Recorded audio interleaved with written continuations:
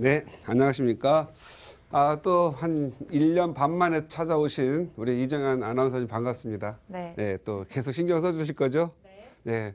저도 또한 끊임없이 변하지 않고 이 자리를 지키면서 앞으로도 계속해서 저희 팍스TV 여러분과 함께 하면서 고민 상담 열심히 해드리도록 하겠습니다. 자, 오늘은 또 월요일입니다. 활짝 밝은 마음으로 여러분의 고민 상담 또 듣고 열심히 하도록 하겠습니다. 전화 많이 주시기 바랍니다. 네, 차 대표님과 함께할 생각에 저도 어깨가 굉장히 든든한 것 같습니다. 여러분들의 이제 고민 상담 오늘도 저희가 1시간 동안 이어갈 예정인데요. 그 전에 앞서서 이제 꽃꽃박사 차윤환 대표가 준비한 또 명강의가 있습니다. 대표님, 오늘은 어떤 주제로 진행이 될까요? 예, 오늘은 그 직장인 그리고 지금 현재 새롭게 시작하는 무주택자분들 그리고 지금 이 시청하시는 시청자님들 나는 과거에 나는 이걸 못했기 때문에 내 자식만큼이라도 이렇게 해줬으면 하는 그러한 마음으로 여러분께 여러분의 자녀분들 무주택자분들이 내 집 마련을 좀 했으면 하는 마음에 강의를 잡아봤습니다. 제목은 월급여 투자자, 월급여 소득자. 우리 쉬운 말로 하죠. 뭐 그게 좋은 나쁜 좋은 표현은 아닌 것 같은데 월급쟁이 소득자의 내 집 마련 전략은 매우 다양하다. 어떻게 우리가 살아가는데 먹고 마시고 하는 부분에다 자는 거죠. 이 주 부분 어떻게 하면 우리 급여 소득자 내 집 마련할 수 있을까? 이 전략은 너무도 많습니다. 매우 다양하지요. 그런데 이 다양한 것들을 가지고 너무도 어렵게 생각하시는 분들이 많습니다. 그냥 올고지 하나만 생각하는 거 있죠. 내가 적금 부어서 아니면 돈을 모아서 내 집 마련하자. 돈 모아서 내 집 마련하자죠. 그런데 이놈의 화폐 가치가 늘 세월이 가면 떨어지다 보니까 돈을 모으면 부동산 가격이 더 올라 있습니다. 그래서 한 10년 모아서 내 집만 하려 했더니 또 다시 올려서 5년 더 모아야 되고 5년 더 모으려니까 또 올라서 3년 더 결국은 평생을 걸쳐서 돈만 모으다가 전세 살고 월세 살다가 내 집 마련 못한 분들 우리 주변에 보면 너무너무도 많습니다. 그래서 요건 왜 이런 문제가 터지느냐, 부동산 내 집 마련의 전략이 매우 다양한데 하나만 봐서 적금 부어서 돈 모아서 하려고 하는 그런 분들이 많기 때문에 그렇습니다. 예를 들어 볼까요?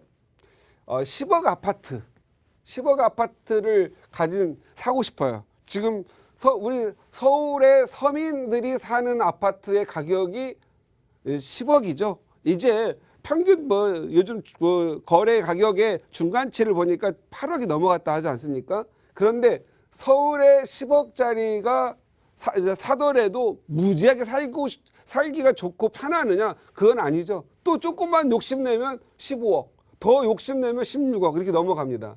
이거 말이 그렇지 받는 월급을 모아가지고 하려면 너무 시간이 많이 걸리죠. 한번 계산해 볼까요?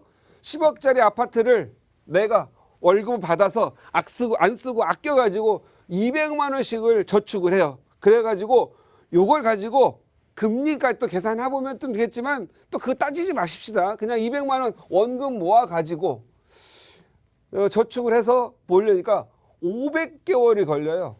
이걸 계산해보니 41.7년 걸립니다. 물론 이자 복리 계산하고 하다 보면 줄어들어서 30년에서 35년으로 줄이겠죠. 꼭 안 될 사람들은 이자는 어떻게 했고 이렇게 따지는 분들이 많은데 그런 분들이 대부분 무주택자를 산다 이 말입니다. 그리고 또 어떤 분은 그래요. 그냥 500만 원을 적금한다고 할게요. 여기 이렇게 너무 많이 걸린다고 하니까 나는 능력이 있어. 그래서 10억짜리 아파트를 월 500만 원을 저축하는 분이 저축을 해서 내 집만 하려고 해요. 200개월 걸립니다. 이걸 계산해 보니 16.7년 걸립니다. 그런데 과연 이 10억짜리 아파트가 16년 지나서 여전히 10억으로 존재할까? 그러면 과연 부동산 가격이 오히려 떨어지면 모르겠지만 과연 16년 후에 이 10억이 20억이 가버렸으면 또 어떻게 하죠? 또 16년 더 모아야 되잖아요. 그러다 보니까 내 집 마련은 가급적이면 빨리 할 수 있으면 좋다.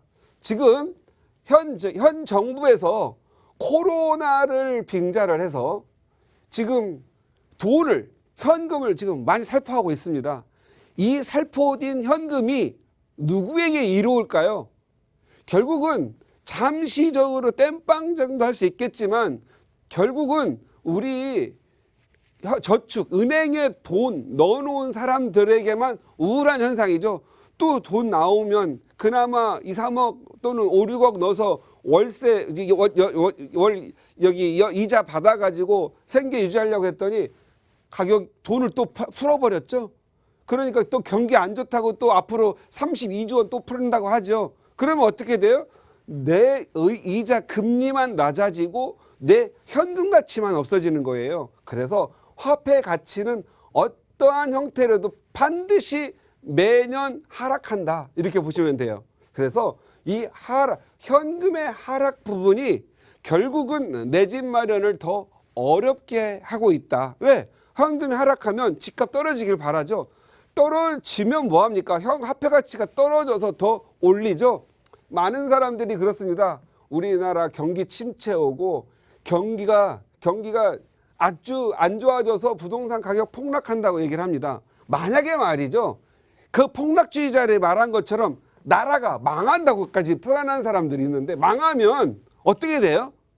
결국은 나라가 어려워지면 이 부동산 가격이 폭락을 하는 게 아니고 화폐 가치가 폭락을 합니다. 가까운 뭐 베트남이나 이런 데 보세요. 나라가 어려우니까 화폐 가치가 하락을 해가지고 슈퍼마켓 가려고 하면 살려고 하는 물건을 카트 위에다가 돈을 그만큼 가지고 가야 그만큼 물건을 바꿔오죠. 만약에 이게 나라가 어려워지고 경기가 침체되면 화폐를 그만큼 하락할 수밖에 없고 우리 원화의 가치는 떨어질 수밖에 없는 거예요. 그러니까 사람들이 달러 사재기 하고 금 사재기 하잖아요. 지금은 우리가 지나친 인건비의 상승 이런 부분을 좋아할 게 아니고 우리의 인건비와 우리의 경제가 미래를 바라보면서 가치 있게 가야 되고 우리 화폐 가치를 지키려는 노력이 필요합니다. 그래야만 우리의 부동산 가격이 안정화가 되는 거죠. 조금 어려우면 현금 살포하고 경제 살릴 생각을 해야 돼. 이런 것이 더 중요하지 않겠느냐. 그렇다면 화폐 가치가 하락하고 지금 받는 월급에서 내가 집을 내 집 마련 할 수는 없고 그럼 어떻게 해야 돼요? 내 집 마련 전략을 짜야 되죠. 그런데 우리가 흔히 볼 수 있는 전략 1번 저축한다. 적금 부어서 내 집 산다. 1번이죠. 그 다음에 두 번째 가장 많이 쓰이는 거 신혼특공. 요즘 3기 신도시 신혼특공 신혼 1년에서 7년 차에게 준다고 하는데 이 신혼특공 부부들에게 상당한 매력을 줍니다. 먼저 우선 공급이 많다라는 거죠. 서울 근교에 보면 가장 많이 이익이 볼 걸로 보여지는 교산지구. 두 번째 또 볼만한 지역이 일산 가는 쪽으로 창릉 신도시. 그 다음에 그나마 또 경기도권에 있는 대장 신도시. 인천권에 있지만 경기도하고 붙어 있는 계양 신도시. 이런 신도시들, 과천은 이루 말할 것도 없고요. 신혼특공 해야 됩니다. 지금 만약에 결혼신고해야죠. 코로나 때문에 늦어진 분들이 있잖아요. 확실히 결혼할 것 같으면 결혼식 미뤄진 분들이 있어요. 그런 분들 혼인신고라도 먼저 하세요.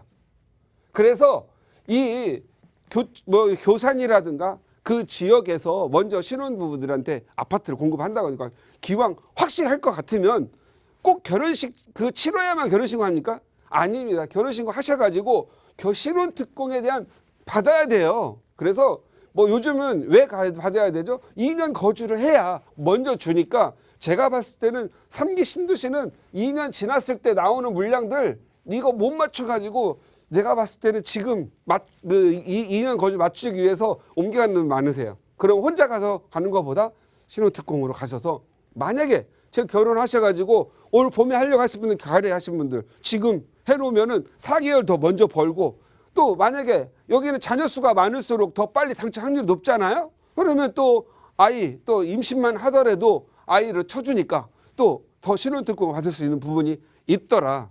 만약에 이거 안 되면 뭐 하죠? 이제 청약으로 가죠. 무주택자들 청약. 청약은 그런데 이런 3기 신도시 같은 데서 당첨되기가 가점으로 가니까 힘들죠. 지금 경기도만 해도 가점, 이 청약 점수가 더 높을수록 높은데 서울은 많이 써먹어서 그렇죠. 그래서 청약 점수 높은 사람들이 굉장히 많아요.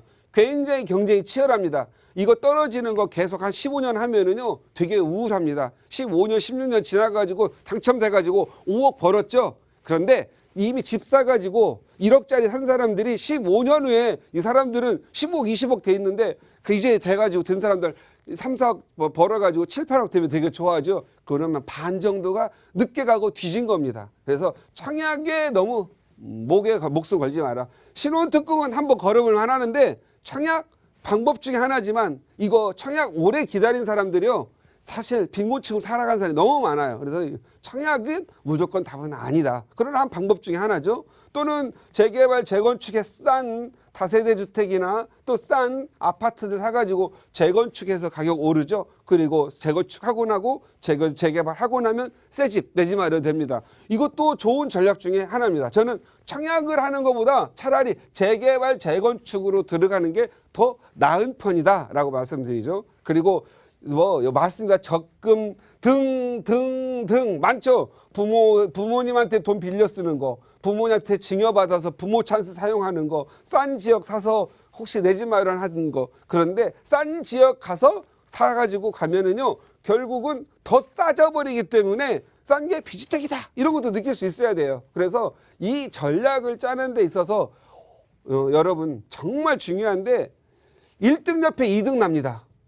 부자 옆에 부자 나고 내 집 마련 성공한 사람들 사이에 그 정보를 가지고 성공할 수 있으니까 좀 성공한 사람 그리고 좀 여러분보다 실력 있고 진짜 믿을 만한 전문가와 상담을 통해서 내 집 마련 계획 잡으시기 바랍니다. 뭐 저희들이 동영상이나 뭐 인터넷 저희 방송을 통해서 관념적으로는 공부하고 배우는데 액션, 행동 철학이 없고 실천 철학이 없으신 분들은요 맨날 방바닥만 두드립니다. 아유 내가 저랬어야 되는데 내가 그때 들었는데 거기 가봤었는데 그때 살려다가 말았는데 천만에 살려다 만 사람 한 번도 산 적이 없고 살 수도 없어요. 왜? 가슴부터가 아무것도 모르니까 살려고 마음먹은 건 에너지가 90 정도 갔어요.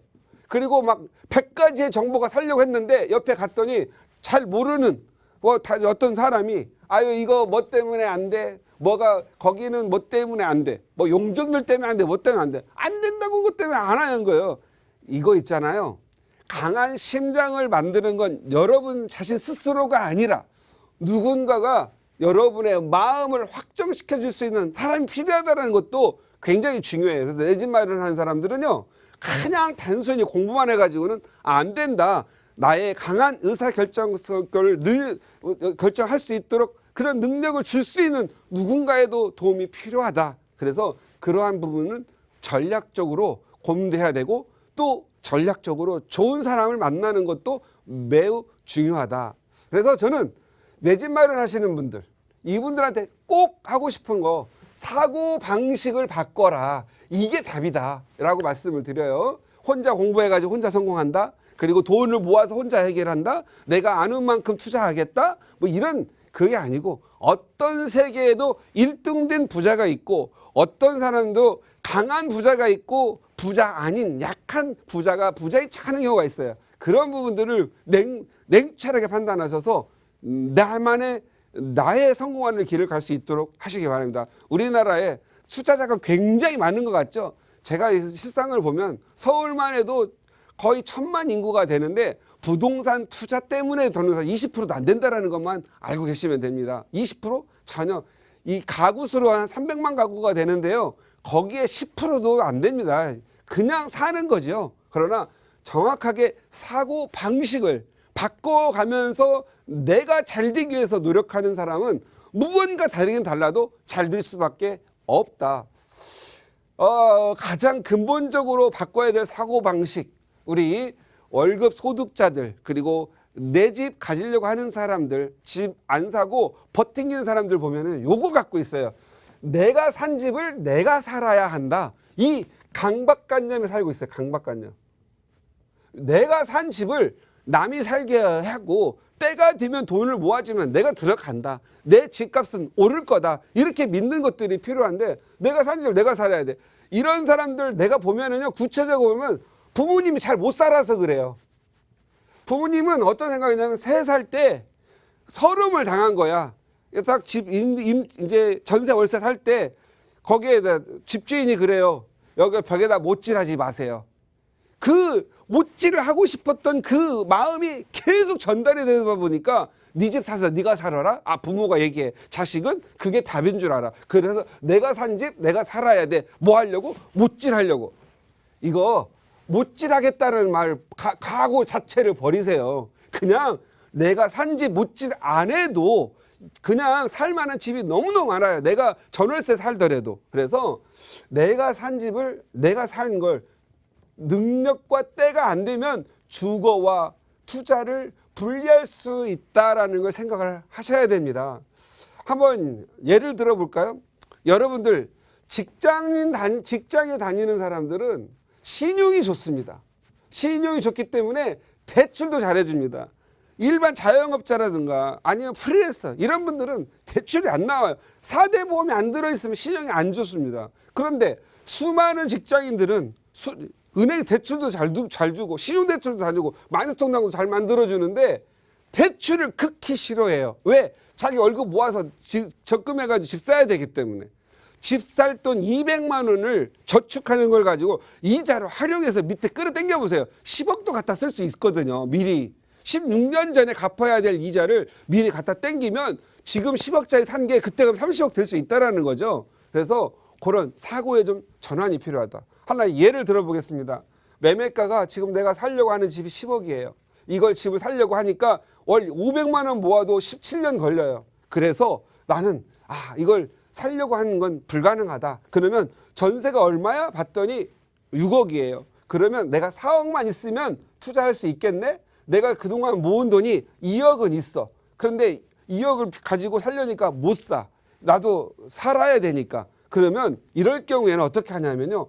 여러분의 신용대출이 혹시 얼마가 되는지 확인하고 부모님한테도 좀 한 1억이라도 좀 빌려가지고 4억을 맞추고 나는 월세 살면 좀 어때? 라는 마음을 월세 사는 것도 그래요. 내 자녀가 초등학교 4학년 돼서 중학교 들어갈 때 되면 주거가 중요해요. 한번 중학교 들어가면 고등학교까지 졸업을 해야 되니까 이때는 내 자녀에게 고향 같은 집이에요. 그런데 우리 신혼부부들 아직 아이도 없는데 자기 자신을 위해서 좋은 데 살려고 그래. 그리고 비싼 데 살려고 그래. 있잖아요. 결혼을 한 사람은 신혼부부들은요. 하늘에 뚜껑 있고 비만 닫으면 되는 거 아니겠어요? 요즘 이게 제가 옛날 사람이다 이렇게 말하는 게 아니고 사랑이 있으면 좀 어떻게 살면 좀 어때요? 미래가 더 있으면 좋잖아요. 그래서 좋은 집 사놓고 그냥 좀 몸택하고 좀 못 살면 좀 어때요? 의지하고 더 사랑이 더 커요. 잘 사는 사람들 괜히 까칠해. 그래가지고 저기 시장 가서 살 것도 꼭 백화점 가서 사야 되고 더 소비도 많아.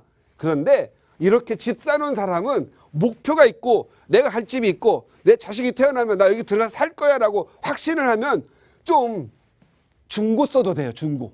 그리고 더 사랑도 두턴하고 눈물 흘려가면서 우리에게 꿈이 있다 희망이 있다 우리 여기 갈 때까지 좀 참자 하면서 인내도 배워. 인내. 근데 확 질른 사람들은 이게 인내가 아니라 원래부터 잘 사는 어땠는지 모르겠지만 소비도 많고 하다 보면 여기서 성장을 못하는 경우에서 적어도 우리가 결혼해서 잘 사는 부자가 될 때까지는 우리가 적어도 인내를 3번 이상은 해야 돼요. 그러나 단 한 번이라도 하기를 저는 요청드립니다. 그리고 내가 10억짜리를 못 살 때는요. 재개발, 재건축지, 낡은 아파트. 새 아파트는 10억이면 그 옆에 보면 인근에 낡은 아파트는 6억 또는 5억도 가잖아요. 낡은 아파트, 재건축 대상 아파트 6억짜리 사서 전세가 4억이에요. 전세가 더 낮을 수도 있겠죠. 그러면 여기에 전세가 예를 들어서 6억짜리가 전세가 4억이면 갭 투자를 하면 되겠지만 낡은 것들은 전세가 1억 5천밖에 안 가요. 그러면 어떻게 해요? 대출을 받으면 돼요. 여기 6억 이하에 대해서는 3억까지 아직도 대출해 주잖아요. 무주택자의 경우에는. 그러면 3억 받고 대출 받고 내가 모은 돈 1억 5천 2억 신용대출 좀 활용해가지고 실거주로 들어가는 거예요. 근데 집이 좀 낡았다, 뭐 아름다운 와이프의 내 신부에게는 이 집이 안 어울리고 난 가오가 안 맞는다 해서 또 이게 픽 돌아서 가지고 다른 데 가거든요. 픽 돌아서는 순간 부자의 길에서 픽 돌아섰음을 아셔야 돼요. 그래서 어떤 데는 잘 나가고 좋은데 정말 그 미래가 촉망되는 재건축 지역은요, 가격은 높지만 전세가 낮아요. 근데 갭 투자가 안 돼. 이 돌아서지 말고 정말 6억이라도 그래서 사가지고 이거 집 아파트 보통 뭐 6년 7년 살잖아요. 그러면 집 고쳐 쓰세요. 자기에게 맞는 내에서 정말 가성비 높게끔 집 고쳐가지고 사시고 얘가 재건축 재개발 되면은 갑자기 10억 15억 되잖아요. 예, 이런 것들 한번 예를 들면 저쪽에 그 상암동에 옛날 연희 한양 지금은 이름을 바꿨더라고요. DMC 한양 아파트 한번 가서 보세요. 처음에는 5억 4억이지만 재건축 간다고 하니까 갑자기 가격이 팍 올라가잖아요. 그 위치가 또 좋아서 전세값도 또 만만치 않죠. 이런 걸 사는 게 좋다는 거죠. 자, 오늘 강의 핵심 말씀드릴게요. 세월은 흐릅니다. 세월은 흘러가고 강물 따라 가지요.